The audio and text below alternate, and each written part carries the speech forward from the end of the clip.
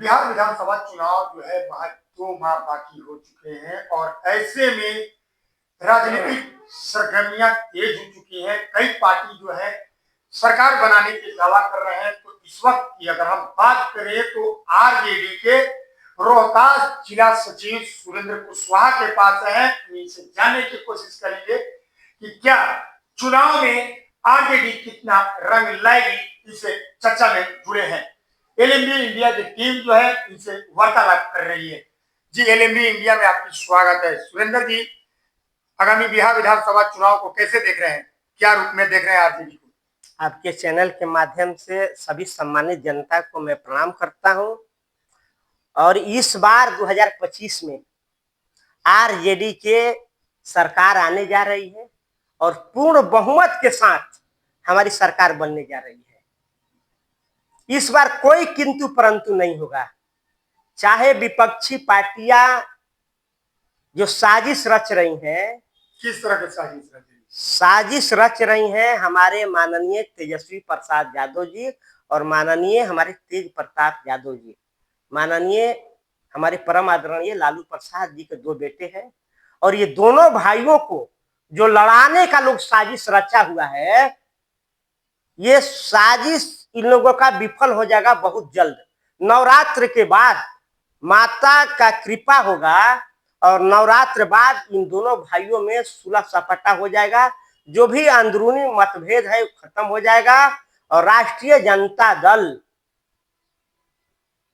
दोनों भाई एक हो जाएंगे। बिहार के मजबूत पार्टी के नाम जान जाते हैं सुप्रीमो लालू प्रसाद यादव जी का आरजेडी। फिर ये दोनों भाई में ऐसा क्या हुआ? कौन लोग ऐसा साजिश कर रहे? क्या उसका उद्देश्य निकलेगा? ये दोनों भाइयों का आपस में एनडीए के महामहिम माननीय अमित शाह और माननीय मोदी जी और इसमें माननीय नीतीश कुमार जी का षड्यंत्र है कि ये दोनों भाइयों को लड़ा दीजिए ताकि बिहार में इन लोग की सरकार न आवे और माननीय तेजस्वी जी मुख्यमंत्री न बने। इन लोग का बहुत बड़ा साजिश है। जो इन लोगों के एमएलए 200 400 करोड़ रुपया 5 साल में 10 साल में जो लोग घोटाला किया है और 71,000 करोड़ का जो घोटाला हुआ है, ये लोग नहीं चाहता है कि बिहार में आरजेडी की सरकार आवे।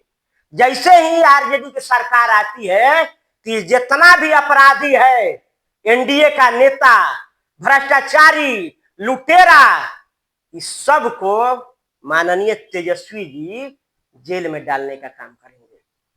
इन लोगों को भय है। तेजस्वी एक ईमानदार प्रवृत्ति का नेता भरने जा रहे हैं बिहार में, जो ईमानदारी के बदौलत, अपने जुनून और जोश के बदौलत और जनता के प्यार के बदौलत जनता उनको जिताने जा रही है और बिहार का मुख्यमंत्री बनाने जा रही है। क्या लग रहा है कि एनडीए के माननीय मुख्यमंत्री जो नीतीश कुमार जो है लगातार जो है कई योजनाएं धरातल पर लाए हैं, कई सड़कें बनवाए, स्वास्थ्य को देखा जाए तो बेहतर दे रहे हैं, सड़कें बनवाए। अभी पिछले दिनों की बात है तो महिलाओं के लिए 10,000 रुपए खाते में डाल रहे हैं, 2 लाख रुपए की गारंटी दे रहे हैं। तो क्या लग रहा है कि इनका तो विकास तो बहती यार चल रही है, फिर आरजेडी कहाँ है इसमें? ये एनडीए के घटक दल जो है, जो घोटाला किया है और अगर जांच हो जाए तो हजारों हजार करोड़ का घोटाला में लोग जेल जाएंगे। तो ये लोग सोच रहे हैं कि 10,000 रुपया में जनता को लालच दे करके, प्रलोभन दे करके और वोट बैंक को अपनी तरफ आकर्षित किया जाए ताकि माननीय तेजस्वी प्रसाद का यहां पर जीत न हो सके, वो चुनाव हार जाए और मुख्यमंत्री न बने। ये लोग साजिश है जनता को भ्रमित करने का।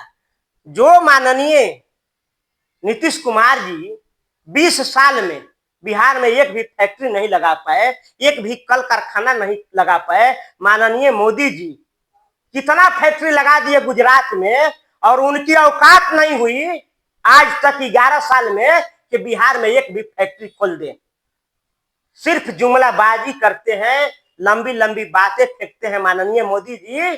और आज बिहार की जनता इतना उग्र हो गई है कि एनडीए के नेताओं का जैसे ही गांव में प्रवेश होगा और बिहार की जनता इतना क्रोधित है कि डंडा लेकर के खदेड़ने का काम करेगी एनडीए के नेताओं को, चाहे वो नेता कोई भी हो के, वो चाहे मुख्यमंत्री हो या विधायक हो, चाहे प्रधानमंत्री जी क्यों ना हो। डंडा लेकर के अगर जनता नहीं खदेड़ी तो मेरा नाम सुरेंद्र कुशवाहा नहीं। आप किस ग्राउंड से कह रहे हैं कि आरजेडी जो है पूरे शाहबाद क्षेत्र में बहुमत ला देगी?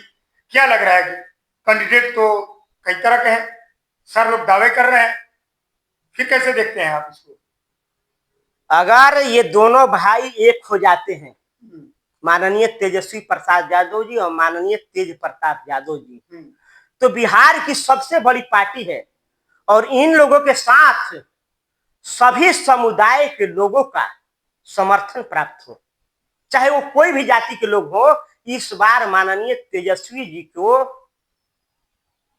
देखना चाहते हैं पूरे बिहार के लोग और पूरे समुदाय के लोग कि तेजस्वी जी को एक मौका दिया जाए ताकि इनकी परख हो सके कि इन्होंने जो बोला उस पर ये सत्य उतरते हैं कि नहीं उतरते हैं। अगर एक बार इनको मौका मिल गया तो फिर तेजस्वी जी गद्दी से उतरने नहीं जा रहे हैं। ये फिर 20 साल राज ये करेंगे क्योंकि इनके अंदर जनता को काम करने की इनके अंदर उत्साह है, लगन है और इनका सोच है कि हर घर के लोग को हम रोजगार दें, नौकरी दें। वैसा इनका सोच है कि हमारे बिहार के लोग कोई भी गरीब ना रहे, कोई भूखा ना रहे, कोई बिना घर के ना रहे, बिना रोजगार के ना रहे। माननीय तेजस्वी जी का ऐसा सोच है। क्या लग रहा है तेजस्वी जी अब की बार माप तोल करेंगे क्या है बिहार में? 100% इस बार आरजेडी की सरकार आने जा रही है, कोई इस बार रोकने नहीं जा रहा है। एक बात मैं राष्ट्रीय जनता दल के शीर्ष नेताओं से जरूर कहना चाहूंगा कि अगर राष्ट्रीय जनता दल को सरकार बिहार में लानी है तो एक बात पर जरूर ध्यान दें, चाहे किसी भी दल किसी भी जात का नेता हो और कहीं से भी वो विधायक हो, उसे 5 साल के बाद दोबारा मौका न दिया जाए।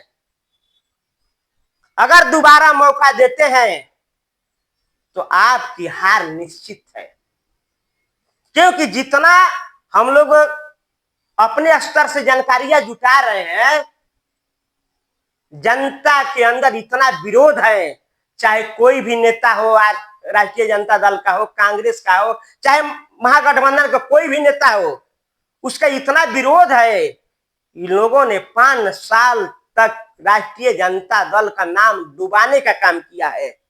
अगर पार्टी दोबारा इन लोगों को मौका देती है तो फिर ये पार्टी हित में अच्छा नहीं होगा। इशारा कहां जा रहा है? मैं अपने नेताओं को, शीर्ष नेताओं को अपनी बातों से अवगत करा रहा हूं। फैसला लेना पार्टी शीर्ष नेताओं का काम है।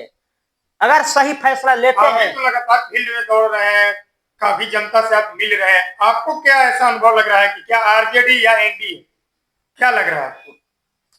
अगर से बताइए, जनता देख रहा है। अगर राष्ट्रीय जनता दल सही तरह से नेतृत्व किया और पुराने नेताओं को हटाया यहां से और नया चेहरा हर जगह दिया और सभी समुदाय के साथ लेकर के चला तो कोई माई का लाल बिहार में आरजेडी की सरकार आने से नहीं रोक सकता है।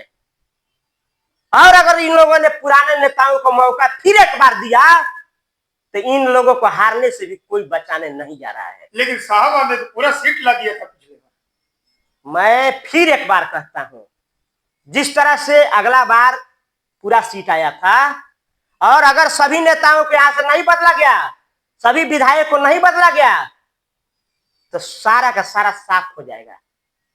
और यही साजिश है एनडीए का और इसी साजिश के जाल चक्रव्यूह में ये लोग पड़ चुके हैं।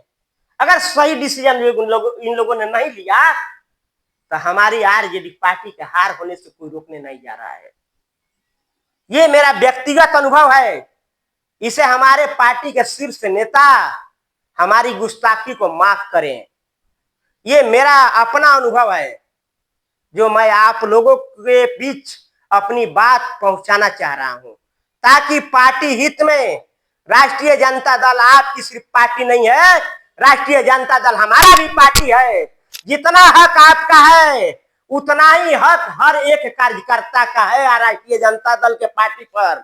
इसलिए मेरा भी अधिकार बनता है कि अगर आप गलत डिसीजन लेंगे तो हम आपका विरोध करेंगे, और सही डिसीजन लेंगे तो हम आपके लिए अपना सर कटाने के लिए तैयार हैं, सपोर्ट करने के लिए तैयार हैं, और बलिदान की जहां जरूरत पड़ेगी ये सुरेंद्र कुशवाहा सबसे आगे आपको दिखाई देगा। क्या नाम पड़ेगा आपका? सुरेंद्र कुशवाहा, सासाराम, रोहतास। तो ये थे हमारे रोहतास जिला आरजेडी के जिला सचिव। इन्होंने साफ लहजे में कहना उचित समझ रहे हैं कि यदि बिहार के राष्ट्रीय जनता दल जो एक मजबूत पार्टी है, जनाधार है उसकी, लेकिन इनकी एक इशारा है कि यदि शाहबाद क्षेत्र के कैंडिडेट को निश्चित तौर पर पहचान कर ही उतारे, ताकि यहाँ की जनता जो है एक बार आशीर्वाद देकर सरताज पहनाए और फिर से एक बार सरकार बनाए। लेकिन सवाल उठना लाजमी है कि क्या एनडीए पर भी इन्होंने तीखा निशाना साधा है कि दो भाइयों में कहीं न कहीं मतभेद डालकर लोगों को गुमराह कर रहे हैं। ऐसे में राष्ट्रीय जनता दल मजबूत एक बार फिर से होगी। अब देखना होगा कि आरजेडी एक बार तेजस्वी जी कितना आशीर्वाद लेने में तय करेंगे, ये तो फिलहाल आने वाला वक्त बताएगा। रोहतास से एलएनबी इंडिया के लिए संतोष दुबे, सासाराम।